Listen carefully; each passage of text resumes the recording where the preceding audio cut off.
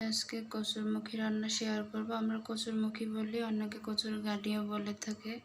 তো আপনারা কে কী নামে চেনেন অবশ্যই কমেন্টে জানাবেন। আর আমি এটা রান্না করার জন্য এখানে নিয়ে নিয়েছি কয়েক পিস তেলাপিয়া মাছ। আমি এটাকে সুন্দরভাবে হলুদ মরিচ এবং লবণ দিয়ে মাখিয়ে তেলের উপরে দিয়ে ভেজে নেব।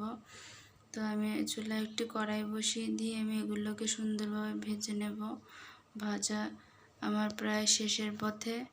একটা কথা সবাই মনে রাখবেন, হোঁচট তো খেতেই হবে চলার পথে, তাই বলে যে উঠে দাঁড়াবো না সেরকমটা কিন্তু না। আমার ভিডিও যদি আপনাদের ভালো লাগে তাহলে কিন্তু অবশ্যই কমেন্ট করবেন, লাইক করবেন, শেয়ার করবেন, যাতে করে আমি আরও নতুন নতুন ভিডিও বানানোর জন্য উৎসাহ পাই।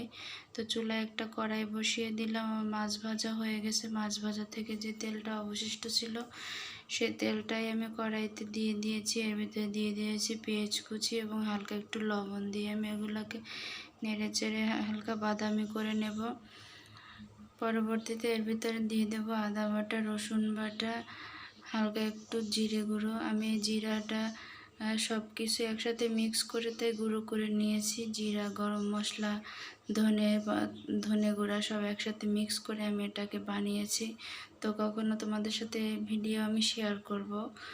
তাই এবার আমি সবগুলো উপকরণ দিয়ে আমি এটাকে ভালোভাবে কষিয়ে নেব। কষানো হয়ে গেলে আমি আগে থেকে কেটে রাখা আমার গাটি কচুগুলো দিয়ে দেব। দিয়ে আমি এটাকে সুন্দরভাবে কষিয়ে নেব কিছুক্ষণ। একটা ঢাকনা দিয়ে ঢেকে দেব। ঢাকনা দিয়ে আমার কষানো হয়ে গেছে, দেখতেই পাচ্ছ। এর ভিতরে যতটুকু পানি ছিল সেটা সম্পূর্ণ শুকিয়ে গেছে। এবার আমি এর ভিতরে আবার পানি দিয়ে এটাকে কিছুক্ষণ বলক করে নেব। যেহেতু এটা গাটি কচু, আমি এটাকে আলাদা করে সিদ্ধ করিনি। অনেকে প্রথমে সিদ্ধ করে নেয়, কিন্তু আমি সিদ্ধ করে নেইনি, যার কারণে আমি একটু পানিটা বেশি করে দিয়েছি। তো আমার এটা বলক উঠে গেছে। এবার আমি আগে থেকে ভেজে রাখা মাছগুলো দিয়ে দিলাম এর ভিতরে, দিয়ে আবারও ঢাকনাটা দিয়ে ঢেকে দেব।